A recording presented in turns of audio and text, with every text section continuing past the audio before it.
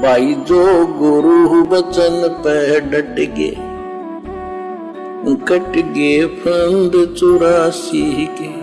भारत देश के काशी नगर बनारस में सन 1398 से सन 1518 तक जुलाहे की भूमिका करते हुए लाखों हिंदू तथा मुसलमानों को इबादत की सही विधि बताई।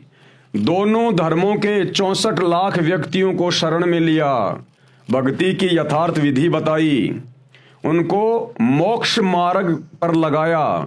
काशी में लीला करने के बाद दास रामपाल दास से पहले 12 पंथ कबीर नाम से चलाने के लिए नबी आए, परंतु उनको काल यानी शैतान ने भ्रमित करके अपना ज्ञान ही उनके द्वारा फैलाया।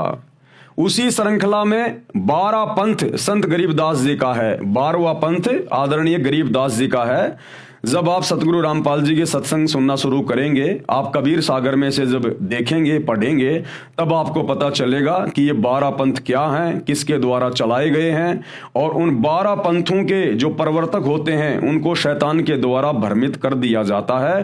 फिर ये कबीर अल्लाह स्वयं ही यथार्थ 13वां कबीर पंथ चलाने के लिए, जो कि उनके द्वारा पहले से समय निश्चित किया गया होता है, सन 1997 का वो समय जो कबीर सागर में 650 साल पहले ही लिखवा दिया गया था कि जब आवे 5500 पांचा, तब ये वचन मेरा होगा सांचा। 5000 और 500 जब कलयुग बीत जाए, महापुरुष फरमान तब जग तारण को आए। यानी धर्मदास जी के माध्यम से 650 साल पहले कादिर अल्लाह कबीर जी ने लिखवा दिया था कि धर्मदास, जब कलयुग बीत जाने के बाद वो 5505 वर्ष वाला समय आएगा, उस समय मैं स्वयं ही पृथ्वी पर प्रकट होकर अपनी आत्माओं को सत्य ज्ञान दूंगा, यथार्थ भक्ति विधि बताऊंगा और एक यथार्थ 13वां कबीरपंथ चलाऊंगा और काल के षड्यंत्र से आत्माओं को निकाल कर लेकर जाऊंगा। तो 12 पंथ जो चलते हैं कबीर जी के नाम से, उन 12 पंथों के जो प्रवर्तक होते हैं, जो मार्गदर्शक होते हैं, वो शैतान के द्वारा ही भ्रमित होते हैं। इसलिए उन 12 पंथों में कोई भी आत्मा मोक्ष प्राप्त नहीं कर पाती है। फिर 13वां पंथ चलाने के लिए इस कबीर परमेश्वर को, कादिर अल्लाह को, अल्लाह ताला को स्वयं ही धरती पर आना पड़ता है, तत्वदर्शी संत का रूप बनाकर, बाखबर बनके, जो वर्तमान में सतगुरु रामपाल जी के रूप में आए हुए हैं। उसी श्रृंखला में 12वां पंथ संत गरीबदास जी का है। संत गरीबदास जी को संपूर्ण ज्ञान मिला, यानी उस 12वें पंथ में ये कादिर अल्लाह, ये कबीर परमेश्वर आदरणीय गरीबदास जी को मिले, उनको शतलोक लेकर गए, सारी व्यवस्था से परिचित कराया, फिर उनको वापस नीचे छोड़ा और गरीबदास जी फिर काल के प्रभाव में नहीं आए और गरीबदास जी ने कादिर अल्लाह, अल्लाह ताला, कबीर परमेश्वर के ज्ञान का ही प्रचार किया और उन्हीं के द्वारा दिए गए तत्व ज्ञान आधार से उन्होंने सदग्रंथ साहिब की रचना की, जो वास्तव में 5वां वेद है, जिसको सूक्ष्म वेद कहते हैं। संपूर्ण भक्ति की विधि मिली, परंतु उनके द्वारा बताए ज्ञान को उस समय के व्यक्तियों ने अनसुना किया। यानी गरीबदास जी के ज्ञान को भी आज से 300 साल पहले जितने भी उनके फॉलोवर थे, उन्होंने अनसुना कर दिया।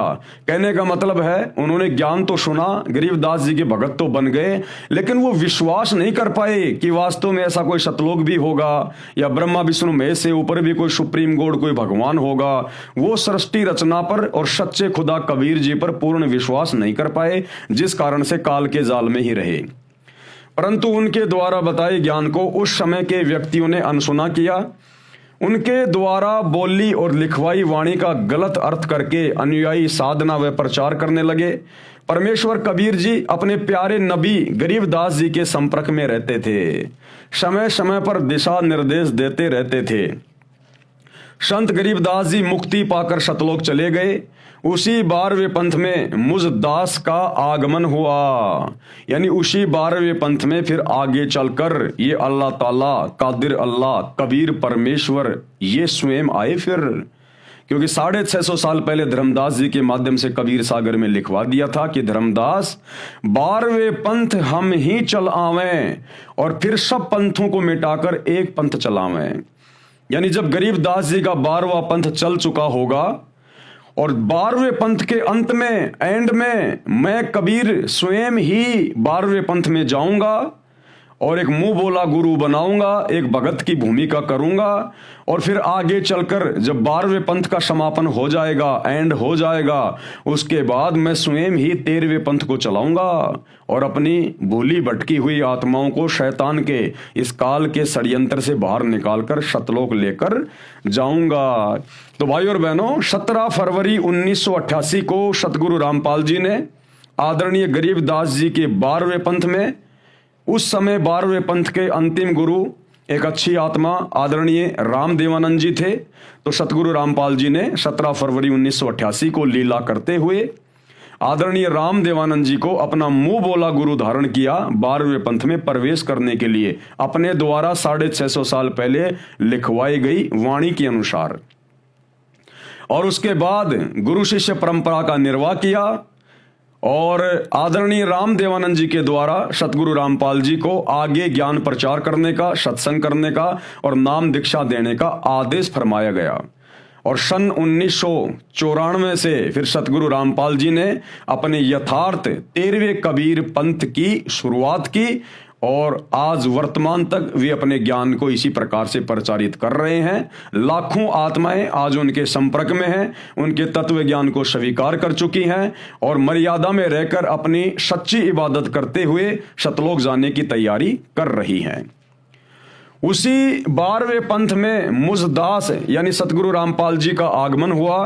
अब 13वां यानी अंतिम नबी व रसूल दास यानी संत रामपाल जी हैं, यानी ये अंतिम नबी हैं। अब अंतिम नबी का मतलब अब इस कबीर परमेश्वर जी के द्वारा अब किसी को भी सतलोक ले जाकर उनका ज्ञान योग नहीं खोला जाएगा, उनके अंतःकरण में वो ज्ञान नहीं डाला जाएगा।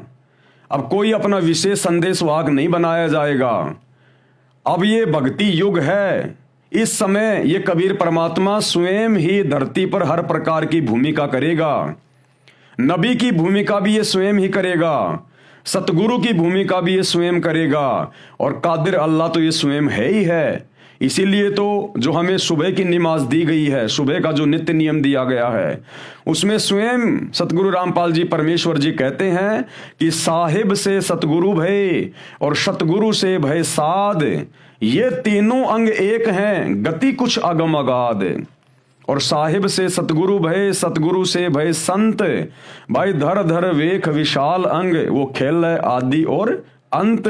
यानी वो कबीर परमात्मा स्वयं ही परमेश्वर है, साहिब है, खुदा है, सुप्रीम गॉड है और वो खुद ही धरती पर आकर सतगुरु की, एक नबी की, एक रसूल की, एक पैगंबर की भूमिका करता है और स्वयं ही एक दास बनकर यानी एक मुंह बोला गुरु धारण करके और अपने फॉलोवर को ये शिक्षा देता है कि एक सच्चा भगत कैसा होना चाहिए, एक सच्चे दास में क्या गुण होने चाहिए, क्या लक्षण होने चाहिए। ये सारी भूमिका ये कादिर अल्लाह स्वयं ही करता है और वर्तमान में सतगुरु रामपाल जी के रूप में ये कबीर परमेश्वर इस प्रकार की सारी भूमिकाएं करके हमें समझा रहे हैं। भाई जो गुरु वचन पे डट गए, कट गए फंद 84 के, कट गए फंद 84 के, कट गए फंद 84 के।